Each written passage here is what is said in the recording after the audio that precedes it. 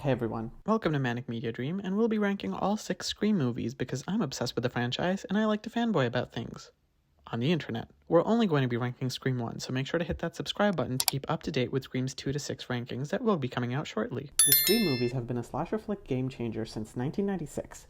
Ever since the first one captivated audiences with an up-and-coming cast of talented 90s heartthrobs and Drew Barrymore's iconic opening scene of getting gutted like a fish, as the Wayans brothers would probably put it. I'm gonna gut you like a fish.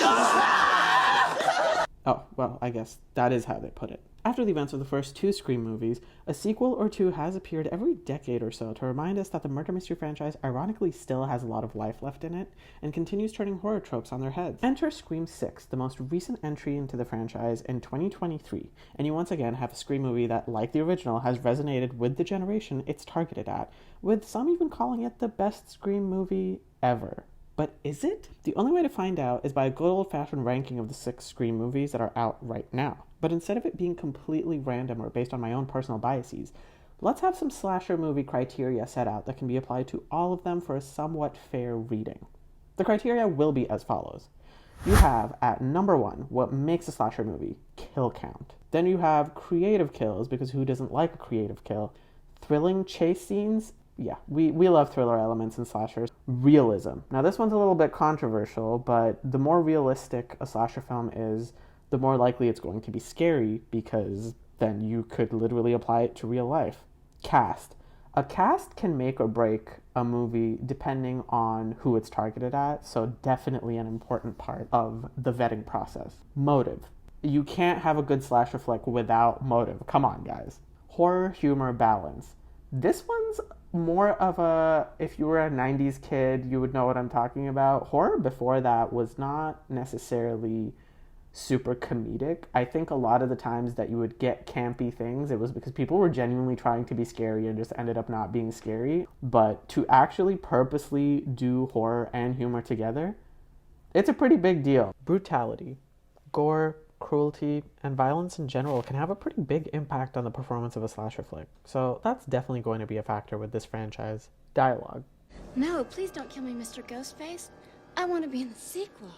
It's a franchise that focuses on teenagers that have the leeway to cuss each other out and damn each other to hell with witty remarks, so if your dialogue is written too pretentiously or giving Disney Channel core vibes, you are going to bleed points faster than Casey Becker in the franchise opener. Pacing. It is so important to have an engaging slasher movie, because if you can't do an engaging slasher movie, what the fudge is even the point? Now, each of these entries will be applied at, I don't know, let's say 5 points each, and will determine the best Scream movies based on the points dished out. Let's kick it off with the movie that started it all. Scream 1. 'Twas the year 1996. I'm not gonna lie, this one's gonna be tough to beat. I say this only because this movie not only did really well in the 90s, it still holds up to this day, even though there's been so many technological advances, shifts in the horror genre, refined storytelling, more variety, you name it.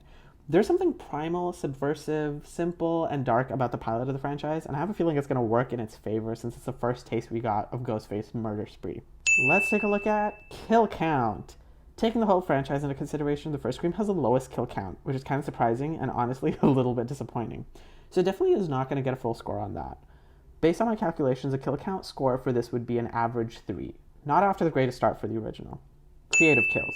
It's definitely taking home a higher prize for this because Scream would have the wildest creative kills, and I think that's what kept the original so popular for so long. You have Dewey's sister getting her neck snapped by a garage door, Drew Barrymore hanging from a tree with her insides falling out, her boyfriend sitting on a lawn chair, also with his insides falling out, Billy Loomis getting shot in the head, which something most horror movies apparently neglected to do in general, so great job Wes Craven and Kevin Williamson. Stu Macher takes a TV to the head, and yes, he's confirmed to be dead considering Scream 6 has a still of him on an investigation board with his year of death listed at the bottom.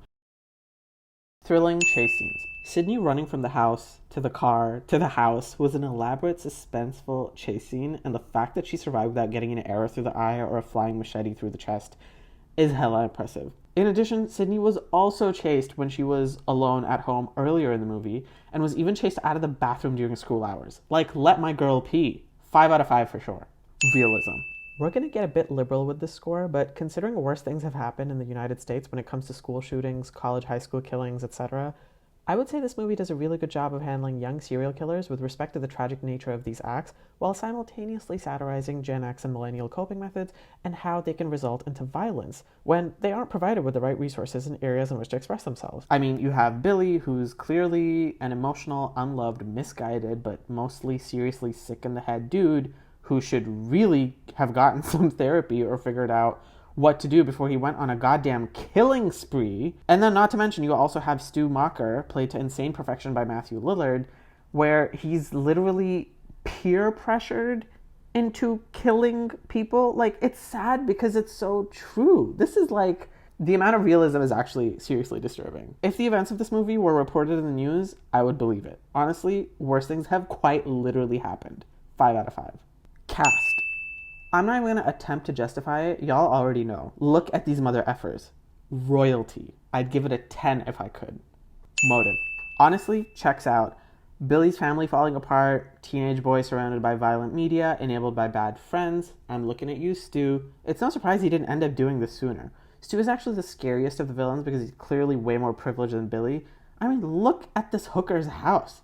He's clearly mentally effed in the head and really thought he could get away with it. The ego, the unhingedness, the tongue thing he does. King of Creepyville. Like, he's clearly insane and is very well written and acted. We love Stu. In real life, I want nothing to do with this guy or Billy. Peer pressure, home wrecking, and psychosis, give me a break. But motive checks out literally because of all of these reasons. The execution saved it all, wrapped it up in a nice little bow. 5 out of 5. Horror, humor, balance. Yes, yes, and yes. I wish there was a bit more humor, to be completely honest, but the movie did a great job at having a balance that somewhat reminded me of Wes Craven's other meta movie, New Nightmare. The humor in this movie most definitely relied on quick wit rather than anything that was super hammy, and honestly, it didn't take away from the horror themes, which largely loomed over most of the runtime. I'll give it a 4 because there might have been a Scream movie that did it better. Brutality. Lots of guts, lots of gore, almost got an NC-17 rating for how gory it was, and there's apparently a cut out there somewhere where you see a lot more of Casey Becker's boyfriend's insides. Also, Casey's death was like seriously messed up and mad triggering, like fully dragging her poor body across the lawn. Tatum's death was effed up too. Damn, doesn't really get more brutal than that. Or does it? I don't know. We'll find out with the other entries. But for now, I'm gonna give this a 5 out of 5. Dialogue. Honestly, refer to the horror humor balance for this one because the dialogue in this movie was out of control. I mean, come on. The wit, the hastiness of the replies. We love it. Why do you want to know my name? I want to know who I'm looking at. Never alone. What's your favorite scary movie? Casey Becker, she sits next to me in English. Not anymore. I'll send you a copy. Bam! Sid, super bitch. Scream would not be Scream if it weren't for the fast-paced, Dawson's Creek-esque replies that all of these teenagers had. Like, I wish I had that much confidence while I was being hunted. Kevin Williamson is just great with a script. There's a formula to it. A very simple formula. Everybody's a suspect. And pacing. The script constantly keeps viewers on the edge of their seat, and upon rewatches, it becomes pretty clear that not a second was wasted to get the story from point A to B to C. It's literally never a bore. And even now, fans that are going through the movie again are finding hidden clues, weird behavior on Billy and Stu's part, and just a well-constructed story that delivers on what it promises without wasting the F out of your time. I'll give it 5 stabs out of 5. Once we total all of that, we get to about 47 points for the franchise premiere, which is a 94%. What a king for acing this test. We're off to a pretty strong start, so let's see if Scream 2 can match or improve upon the grade when the next video comes out. I'll catch you next time on Manic Media Dream. Chat with y'all later. Bye!